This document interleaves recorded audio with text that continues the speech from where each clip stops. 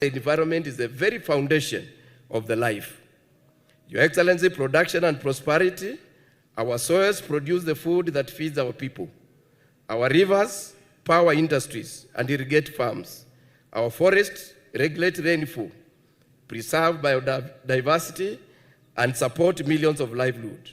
Without the ecosystem, there cannot be food security, no sustainable businesses, and no inclusive development. The environment is the foundation upon which our economies and livelihoods are built. Without the ecosystem, there can be no food security, no sustainable business, and no lasting prosperity. Climate change is already affecting agricultural production, increasing food prices, and exposing millions of vulnerable households to economic hardship. Your Excellency, as the chair of the International Cooperative Alliance Africa, I envision a cooperative movement that is more united, innovative, and responsive to the challenges facing our continent. I see a movement that embraces sustainability, empowers young people and women, and strengthens economic integration across Africa. The future of Africa lies in unity and deepening the Africa trade. Through the Africa Continental Free Trade Area and other economic blocs, we have an opportunity to create one of the world's largest markets. Cooperatives and savings and credit societies can play a transformative role in achieving this vision by mobilizing local savings, financing enterprise, and supporting regional value chain. Your Excellency, the region has the resources to be self-sustaining. We can grow our food, process our products, and finance our development if we work together. Cooperatives can become the vehicles through which the vision of economic self-reliance is realized. I therefore urge African governments, businesses, and investors to allocate more resources towards the cooperatives models. Investing in cooperatives is investing in inclusive growth, resilient community, and sustainable development. In Kenya, we have witnessed the transformative power of agriculture cooperatives in the coffee, sugar, and dairy sectors. I commend the government of Kenya for supporting this value chain and for the debt write-offs that have provided the much-needed relief in struggling farmers and revived confidence in the cooperative movement. As we look to the future, I am encouraged by the ongoing efforts to enact the Cooperative Bill and the Circle Societies Bill. These reforms will strengthen governance, improve transparency, and position cooperatives and circles as even stronger pillars of economic growth and sustainability. Ushirika Day, Your Excellency, reminds us that cooperation is about building a better future together. It teaches us that our prosperity is interconnected and that collective action can solve challenges that no individual can overcome alone. By promoting peace, protecting the environment, and strengthening regional integration and investing in inclusive economic models, cooperatives help build a more prosperous and peaceful Africa. The future of our continent depends on the cooperative. Happy Ushirika Day, and thank you, Your Excellency. And now let me take this opportunity to invite the PS Cooperative Development to proceed with the program. Thank you, and may God bless you.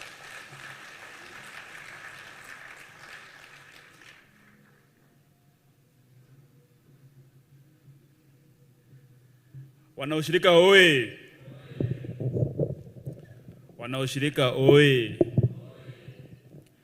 Your Excellency, the Deputy President of the Republic of Kenya, thank you for gracing this 104th celebration of Ushirika Day.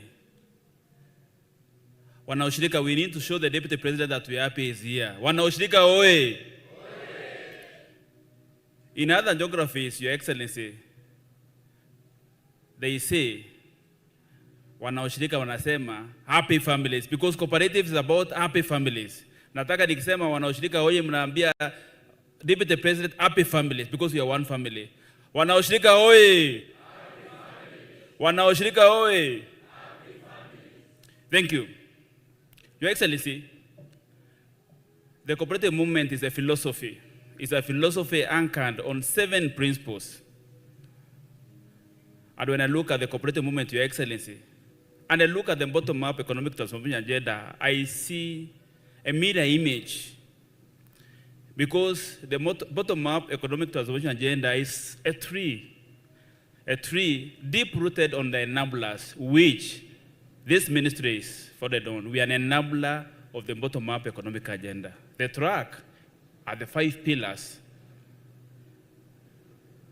and the branches and the fruits are the outcomes. His Excellency the President is working for this country. Happy families. Your Excellency, this movement has worked hard for this country from 1908 to date. Transform this town. We define the skyline of this town. And for that, we are very grateful for His Excellency. In his wisdom on his forming this 5th administration, that he gave us a standalone ministry, Ministry of Cooperatives and MSME. And he gave us a team leader, a true leader, a man full of wisdom who has been guiding this ministry for the last 1 or so years, our cabinet minister, Wycliffe Ambassador Oparanya. Tupigie waziri makofi. In the words of Geoffrey Griffin towards the end of his life as the founder of Starem Boys, he said, "This world is full of people who do their work half-heartedly, grudgingly, and poorly. Don't be like them. Wanaoshirika, tell your neighbor, don't be like them." Your Excellency, in this room, there is nobody who is doing his work half-heartedly, poorly, or grudgingly. Because Geoffrey said, whatever your task is, do it to the best of your ability. And I suspect he was also quoting Martin Luther King. Whatever our task is, whatever our cooperative is, whatever our value chain is, we are doing it to the best of our ability. With those few remarks, allow me, Your Excellency, to invite the team leader, our cabinet minister, Wycliffe Ambassador Oparanya, FCPA, Omwami himself, to come and make an address and invite you. Thank you.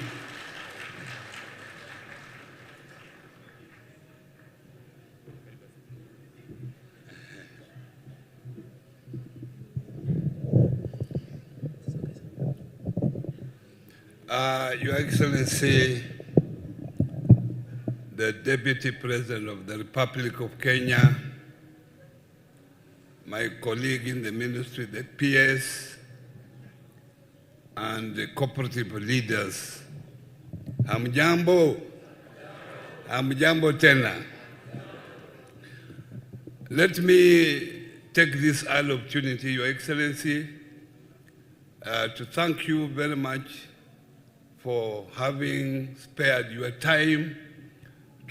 This is the occasion that appreciates what this movement has done in the world and the people of Kenya.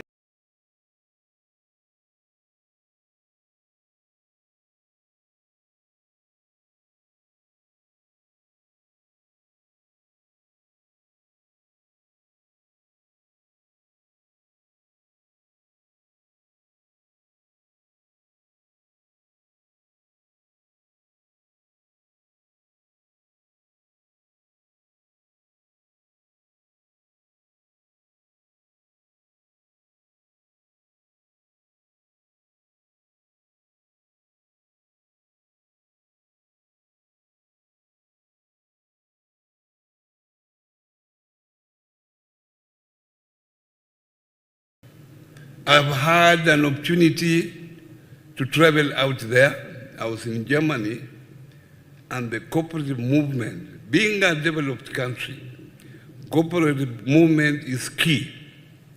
All institutions within that particular country revolve around the cooperative movement.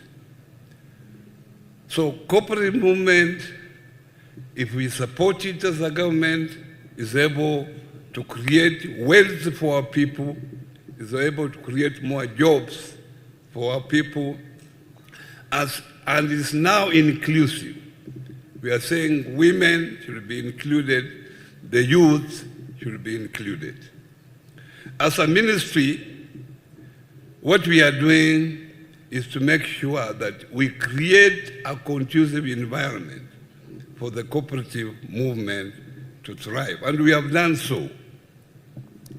When we came in, there were quite a number of governance issues within the cooperative movement.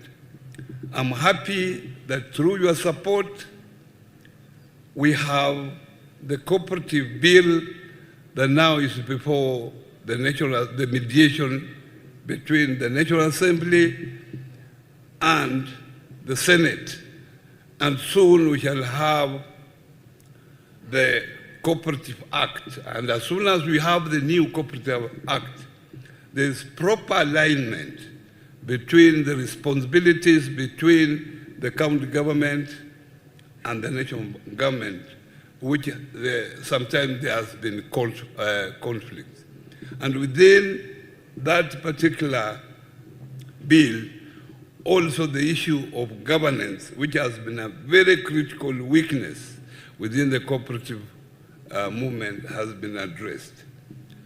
Through that, Your Excellency, we have also had support from development partners to make sure that we amend the Circle Societies Act 2008 so that now we are able to be more modern as it is, like any other developing country, because Kenya is number 8 in the world. Being number 8 and being the best in Africa, we have to make sure that we are a center for reference by other people or other nations in Africa. So this is the support that the government has given this movement, and through you as a ministry, we need this support so that this movement can thrive. I want also to take this opportunity, Your Excellency, to appreciate few institutions that we have moved together on this journey of transformation. One is ACOSCA. ACOSCA, I saw the CEO here, Mr. Jojo Bado, is there. They have been very supportive, especially they supported us to appoint a committee of experts to review the Circle Society Act 2008. And the amendments, the many good recommendations that have come up, we have discussed with most of the leadership of the movement, and we are hopeful that some of these good recommendations will go through National Assembly so that now we have a better enabling law that will enable the circle societies to grow. The other institution, the Cooperative Bank of Kenya, and is here represented by Mr. Marangu, is there. Cooperative Bank, thank you very much. And also CIC, Cooperative Insurance Company, has also been very supportive. I saw the chair and the CEO, they are here. And of course, the Cooperative University of Kenya. The Cooperative University of Kenya, these are institutions, and it's represented here. These are institutions that were created by this movement, and they are there supporting this particular movement. What I will request, Your Excellency, with a little support, budget support, we are able to move this movement to another level. And you know very well what we have done in the coffee sector, the revitalization of coffee within the cooperative movement. You remember we were in Kirinyaga last week, trying to launch that particular movement, and we are hopeful that through the cooperative movement, we are able to revive coffee growing and higher production, higher incomes in that sector. Yesterday, Your Excellency, I was in Busia talking to women in that area who have come together as a cooperative to do some fish cooperative. They have formed big cooperatives, big fish cooperatives in fish, and also the youth are really involved. So what we need as a ministry is just little support here and there, and I know that support has been coming. But lastly, in livestock, I can see Mr. Elmi is here, is also pushing us so that we create also the cherry fund, sort of, that we have in coffee, we also have it to livestock, and I'm happy the government has committed 5 billion to that particular project to help livestock cooperative farmers so that that sector is also developed. With those few remarks, ladies and gentlemen, we stand up and welcome our Deputy President, Fireman, I call him Fireman, to make a formal speech.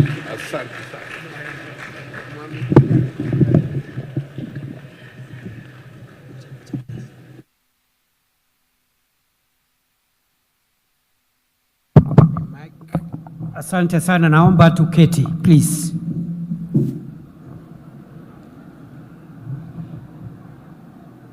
Wanaushirika hoye! Wanaushirika hoye! Ni fire si fire. Ni noma si noma.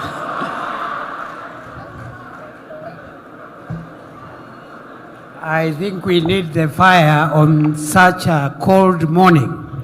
Ama namna gani? Ni fire si fire. Bas, wacha nichukue nafasi hii. Kwanza kabisa niwapongeze Waziri Omwami Oparanya, waziri wetu wa cooperatives. Huyu waziri ni fire si fire. PS wetu Patrick Kilemi ni fire si fire. Nataka niwapongeze sana viongozi wote katika sekta hii ya ushirika, na niungane na nyinyi kuwapongeza katika siku hii ya ushirika katika taifa letu la Kenya na duniani. Kenya, kama wale ambao wamezungumza kabla yangu wamesema, inajulikana kama nchi ambayo iko katika nafasi ya kwanza duniani katika mambo ya ushirika. Pia tuko na utamaduni mrefu kama taifa katika maneno ya ushirika. Maadhimisho ya leo ni maadhimisho ya 104. Ni kama kusema tumefanya hii kazi kwa zaidi ya miaka 100, kazi ya ushirika. Ushirika umetusaidia kujenga uchumi mahali pakubwa sana katika nchi yetu. Sana sana wakulima wetu wamepata pesa ya kusomesha watoto wao, kujenga nyumba kwa familia zao na kuanzisha biashara kupitia ushirika. Kwa hivyo ushirika umekuwa moja ya nguzo kubwa sana katika uchumi wa taifa letu la Kenya. Kuna sekta ambazo zimefanya vizuri: sekta ya kahawa, sekta ya maziwa, sekta ya sukari, Na katika miaka ambaye ni michache hapa nyuma, sekta ya samaki, na mimi nawaomba siku ya leo tunaposherehekea siku hii ya ushirika, tujiulize ni sekta zingine zipi ambazo tunapaswa kuongeza juhudi zetu ili tuweze kuwezesha wananchi wa Kenya kuweka rasilimali zao na pesa zao na kuweka juhudi zao pamoja ili kukuza uchumi, kujitafutia riziki na kujitafutia pesa za kuendeleza maisha yao. Niseme vile vile ya kwamba serikali imeonelea umuhimu wa ushirika, ndio tumeweza kuweka wizara maalum ya kusimamia mambo ya ushirika na biashara ndogo ndogo, kwa sababu kuna uhusiano kati ya ushirika na biashara ndogo ndogo. Biashara nyingi zimejengwa kupitia SACCOS, kupitia credit ambayo imepatikana aidha kupitia SACCOS ama kupitia benki, sana sana benki ya ushirika ambaye ni mojawapo ya taasisi ambazo zimeanzishwa na wanaushirika. Wanaushirika hoi! Kwa hivyo mambo ya ushirika tunaposherehekea siku hii ya leo ni mambo muhimu sana kwa uchumi wetu.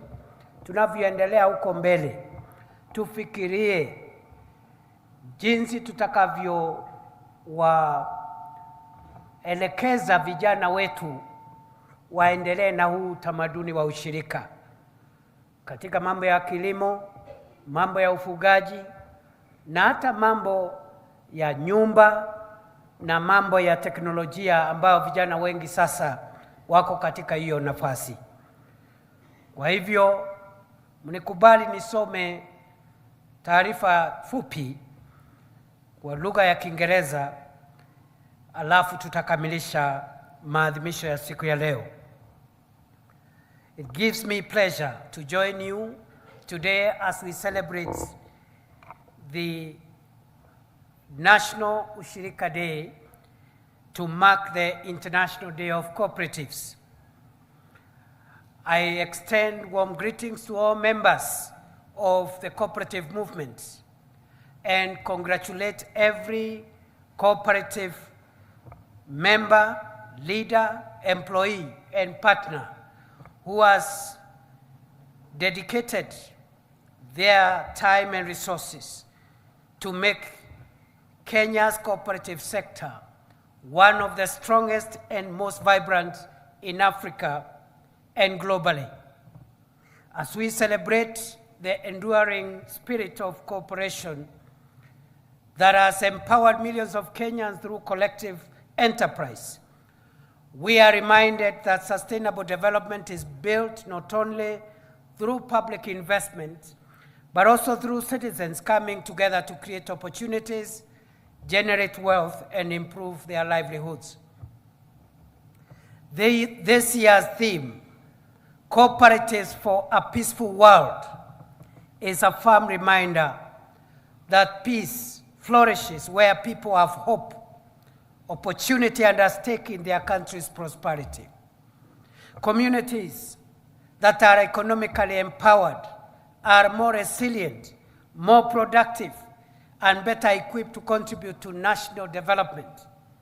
Cooperatives have consistently provided that opportunity by enabling people to pool resources, share risks, build enterprises, and create wealth together. Wale ambao wamezungumza mbele yangu wameeleza ya kwamba madhumuni ama maudhui ya sherehe za mwaka huu ni ushirika ili tuwe na amani duniani, kwa sababu kuna uhusiano mkubwa kati ya biashara ambazo tunakuza kama wanaushirika na amani na usalama wa nchi zetu.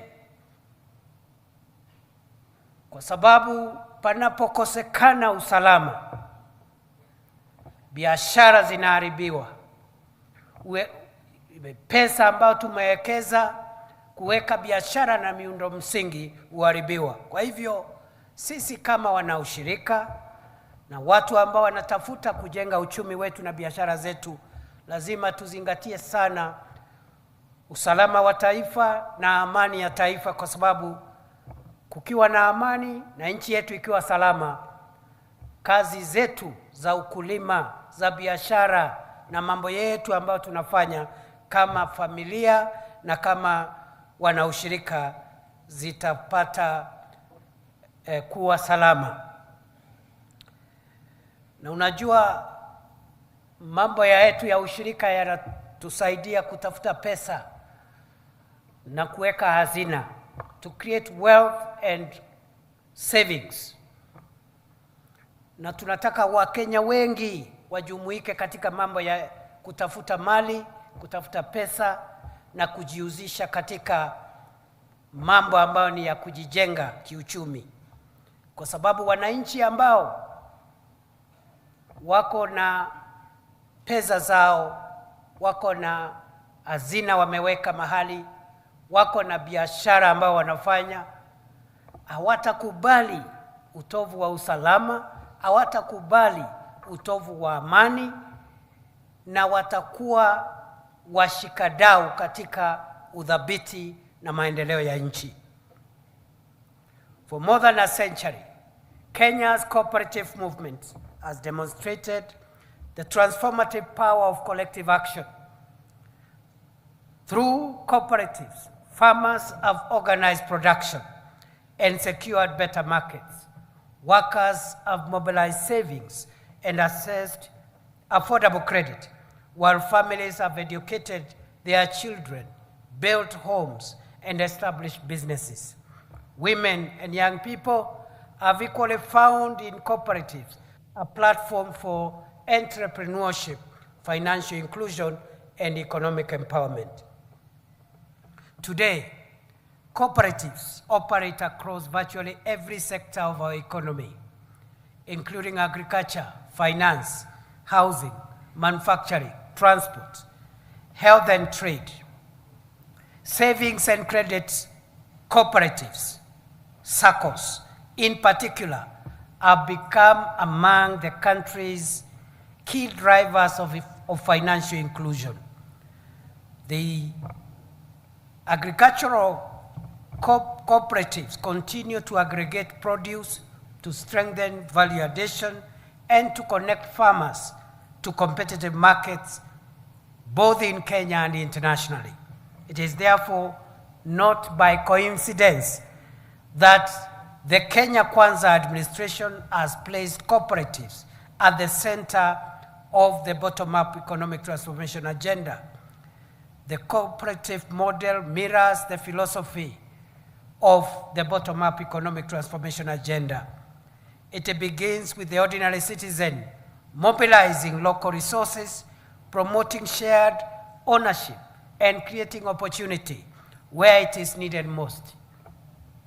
Above all, it ensures that economic growth benefits communities at the grassroots.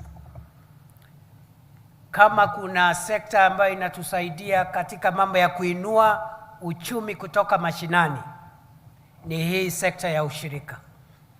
Na hii serikali imeamua ya kwamba tutawekeza ili kujumuisha Wakenya wengi zaidi katika maneno ya ushirika.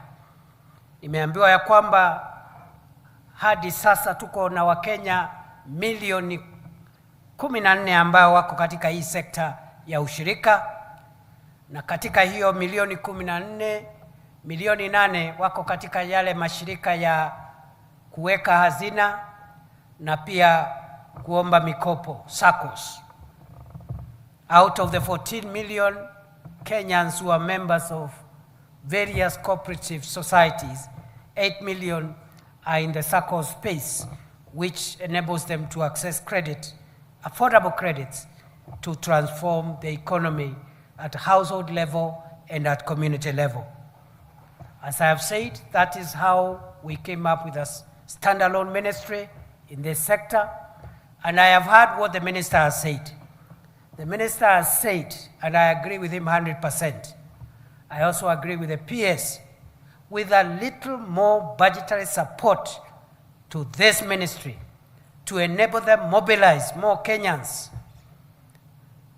to form cooperatives, to join circles, and to develop their enterprises through this movement, we can transform this country faster and better. And Minister, I want to assure you of my support and the support of His Excellency the President, so that we increase funding to this ministry. I have an idea where me and you and the rest of us can get a little more money in the budget for this ministry. So we waziri, unione nyuma ya tent, nikuambia vile tutafanya. You know, just right now we are in the process of operationalizing the National Infrastructure Fund, and that fund has already attracted seed capital of 345 billion shillings from the proceeds of Kenya Pipeline and Safaricom. That fund is supposed to multiply those resources 10 times to be able to help our country modernize our infrastructure, our roads, our airports, our seaports, our railways, to increase our energy production for manufacturing, and also to increase our productivity in agriculture by promoting irrigation, expanding irrigation, and promoting value addition. That is what the National Infrastructure Fund will do. But the National Infrastructure Fund, which is now operational because we are just hiring the board, I think that process has concluded this week. The resources that the National Infrastructure Fund is mobilizing will help us offload pressure on budget, creating more resources which can be applied to other sectors, including this sector. So when I say I have an idea where we will get more money, it is because I know that we are going to create a bit of fiscal space in the budget by offloading some of the projects that are budgeted for infrastructural projects that can now go into the National Infrastructure Fund and be funded from that fund, and therefore we'll have a little more leeway and fiscal space to fund key sectors, including the cooperatives sector. Rais Ruto ni fire, si fire. For a long time we have struggled. We have struggled to fund everything from the budget. And for a long time, we have always believed for us to fund our national development, we must either borrow from other countries or increase taxes. But we have discovered we can accelerate the development of Kenya without necessarily piling up more debt or raising additional taxes. Why? This is because although we don't want to pile up debt, we don't want to raise additional taxes, we need to accelerate our national transformation. And therefore, this innovative way that we've created is going to free the fiscal space to help us fund some of the critical interventions like what I have said. So waziri, usiende mbali na mimi, kae tu around hapo, nitakupanga panga namna hii. Hii ministry ipate resources, alafu we multiply that number of Kenyans who are members of this movement from 14 million to 28 million in the next few years. As our cooperative movement continues to expand in size, complexity, and economic significance, Our legal, regulatory, and institutional frameworks must evolve accordingly. The sector we are regulating today is fundamentally different from the one that existed 2 decades ago. Cooperatives now manage substantial member resources, operate sophisticated financial systems, undertake large-scale investments, and increasingly deliver services through digital platforms within a devolved system of government. The government is therefore implementing comprehensive reforms to modernize the cooperative sector and position it to respond effectively to the demands of a dynamic and competitive economy. These reforms are aimed at strengthening governance and accountability, safeguarding members' savings and investments, enhancing professional management, embracing digital innovation, and creating a modern legal and regulatory framework that enables cooperatives to grow, compete, and deliver greater value to their members. Our goal is to build cooperative institutions that are transparent, financially sound, professionally managed, and resilient enough to drive inclusive economic growth and support the successful implementation of the bottom-up economic transformation agenda. The Cooperatives Bill, currently before Parliament, alongside the ongoing SACCO reforms, will further reinforce public confidence by promoting sound governance and protecting the savings of the more than 8 million Kenyans who have entrusted SACCOs with deposits exceeding 1 trillion Kenya shillings. The vision is to build cooperative institutions that are transparent, professionally managed, financially resilient, and technology-driven. Such institutions will not only safeguard members' interests, but also serve as powerful engines for financial inclusion, enterprise development, and economic growth. The ultimate purpose of the reforms we are undertaking is to ensure that cooperatives become stronger drivers of Kenya's economic transformation. Under the bottom-up economic transformation agenda, the government has prioritized key value chains, including coffee and dairy, as catalysts for increasing productivity, raising household incomes, creating jobs, and expanding exports. And cooperatives remain the most effective institution for organizing smallholder producers, improving market access, reducing production costs, and promoting value addition across these sectors. Ladies and gentlemen, ile shida ambayo tumekuwa nao ni kwamba baadhi ya taasisi zetu za ushirika na baadhi ya vyama vyetu vya ushirika vimekuwa na matatizo ya kiusimamizi. Na ndiposa sheria mpya ambayo ni sheria mpya ya ushirika ambayo waziri amesema tunaiharakisha ili tusaidie kuhakikisha kwamba mashirika yetu yote yanasimamiwa vizuri, yanafuatilia kanuni nzuri na yanaweka mahitaji ya wanaushirika mbele. Kwa sababu sheria ambayo tuko nayo ni sheria ya zamani. Sheria ambayo tuko nayo haijatoa tofauti ya kazi ambayo serikali kuu inatakikana ifanye ikilinganishwa na kazi ambayo inatakikana ifanywe na serikali za magatuzi, county governments. Kwa hivyo hii sheria mpya tutaiharakisha itusaidie kudhibiti sekta hii ili mali yetu kama wanashirika isimamiwe vizuri na hili sisi zote tunufaike katika juhudi hizi. Na waziri tena na kuhakikishia kwamba katika chini ya mwezi mmoja kutoka sasa, Rais atakuwa ametia sahihi sheria mpya ya ushirika.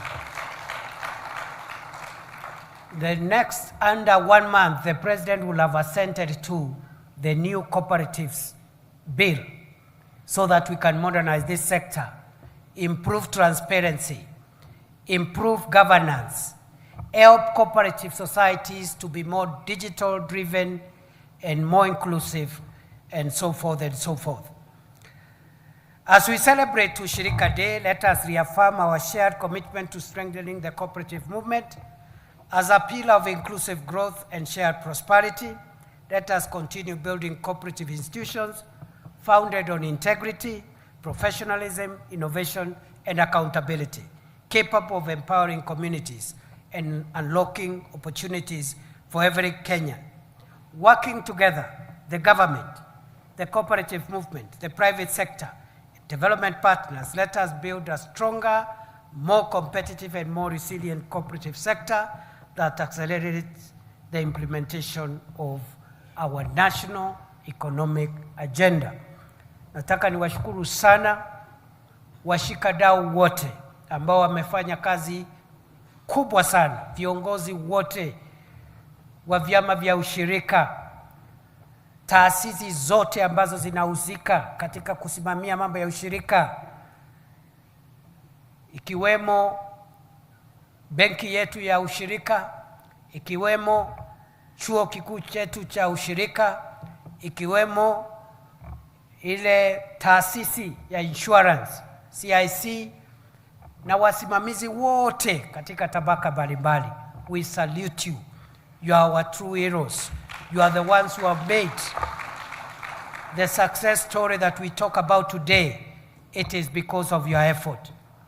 More importantly, members of cooperative societies, members of SACCOs, I want to thank you for believing in Kenya, for developing a savings culture, for developing a productivity culture, for taking part in national development.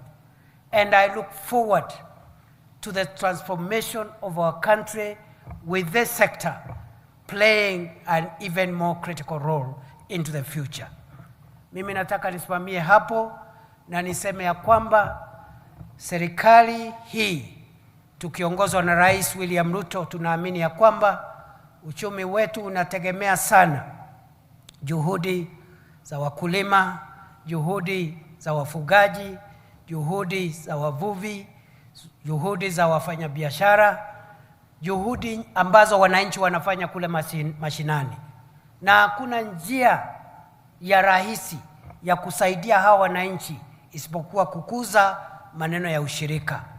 Kwenda mbele, tunataka vyama vyetu vya ushirika viwe na usimamizi mzuri hata zaidi, na tukigawa majukumu baina yetu na serikali za kaunti, naamini ya kwamba katika siku zijazo tutakuwa na Wakenya wengi kama wanachama wa vyama vya ushirika. Mali yetu itaongezeka, hazina yetu itaongezeka, watu wataongeza pesa yao kupitia juhudi za ushirika. Nchi yetu itakuwa na amani na itakuwa na usalama, kwa sababu Wakenya wengi wakiwa na pesa, Wakenya wengi wakiongeza mali, hakuna watu watadhubutu kuharibu hiyo mali. Kwa hivyo sisi zote tutakuwa washikadau katika mambo ya usalama na maendeleo ya nchi yetu. Ni fire, si fire? Thank you very much. Happy Ushirika Day.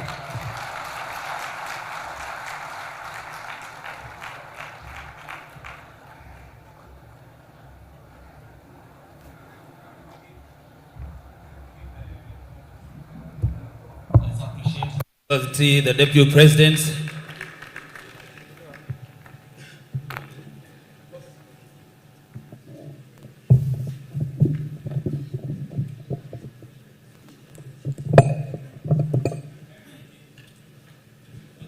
We can take your seats kindly. Thank you, His Excellency. At this juncture, we would want to request you to award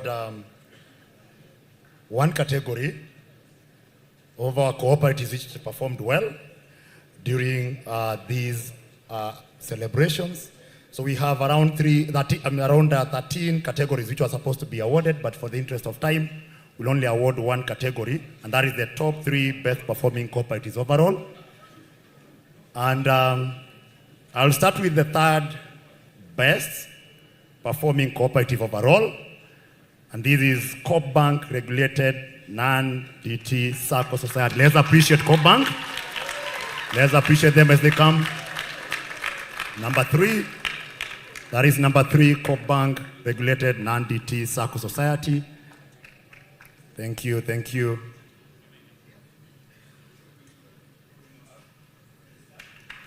Let's appreciate them. Let's appreciate them as they make their way to the stage. Thank you, Cooperative Bank. Wapigieni makofi, wapigieni makofi. Asanteni sana. Then our number 2 for the top 3 best performing cooperatives overall is Sheloise Non-DT Sacco Limited. Wapigieni makofi, Sheloise. Wapigieni makofi. Let's celebrate them. Let's celebrate them. Thank you. Thank you. So Sheloise Non-DT Sacco Limited. Let's continue appreciating them.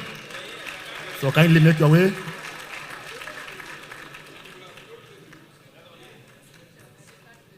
Thank you. Thank you. Continue clapping for them. Continue appreciating them.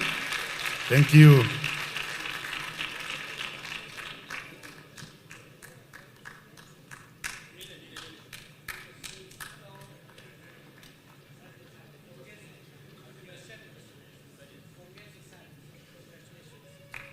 Haya, makofi kwao.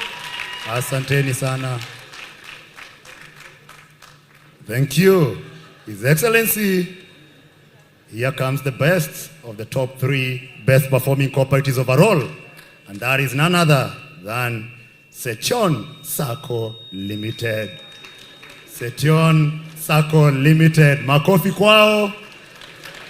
Makofi kwao. Wapigieni makofi. Sechon Sacco Limited. Please make your way.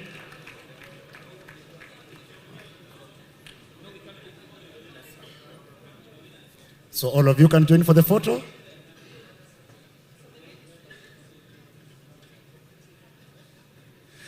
Let's appreciate them.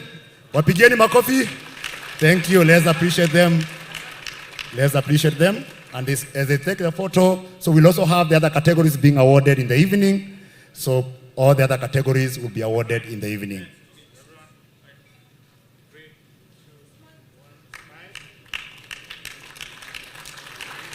All right, thank you. We can leave the stage, the winners, and then we leave His Excellency the Deputy President on the stage so that he can receive the salute of the national anthem as we close.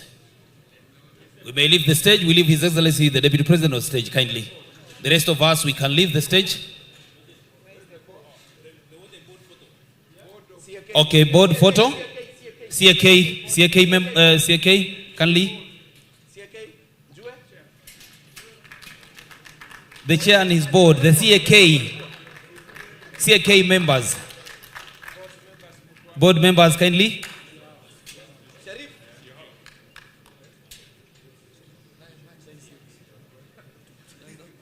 We can step back a little. Yeah, kindly. Thank you, Excellency. Thank you.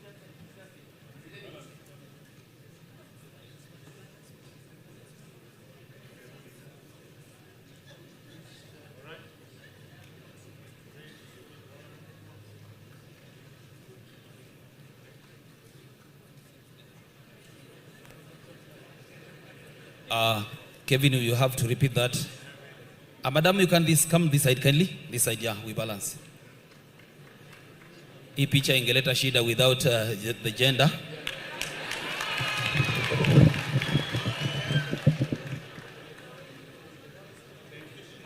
Thank you, Excellency.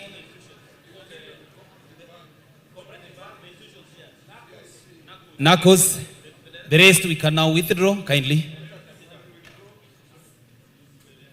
The CAK members, we can withdraw.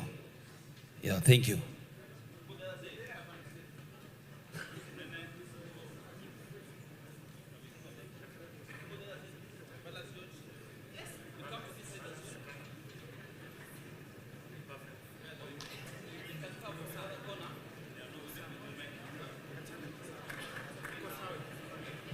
Where's the gender on this?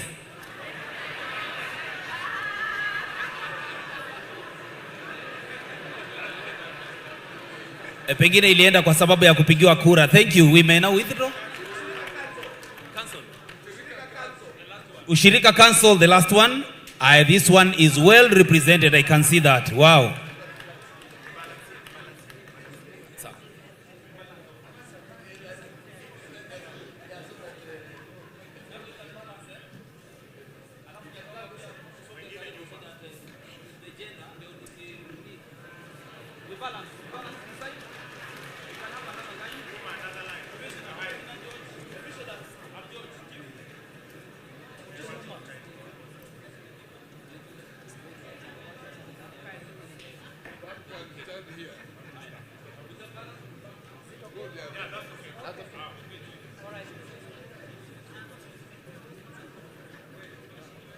Take care of your height, kindly.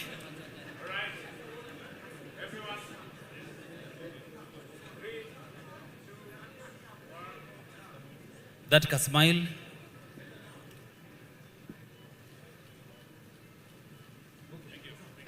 Thank you. We may now withdraw as we leave His Excellency on stage to receive the salute as we close.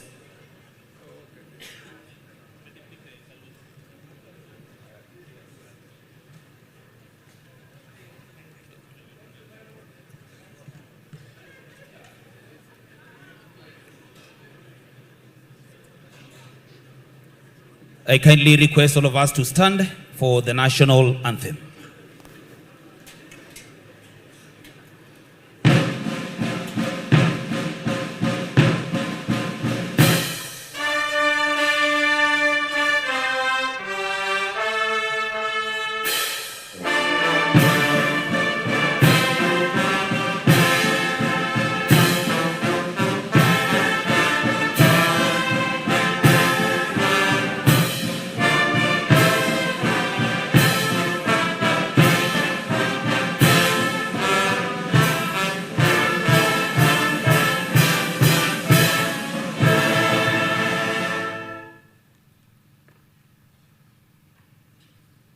Thank you. For the 104th Ushirika Day, we have come to the end of the session, and we'd like now to lead our visitor, who is the Deputy President, to leave at his own pleasure.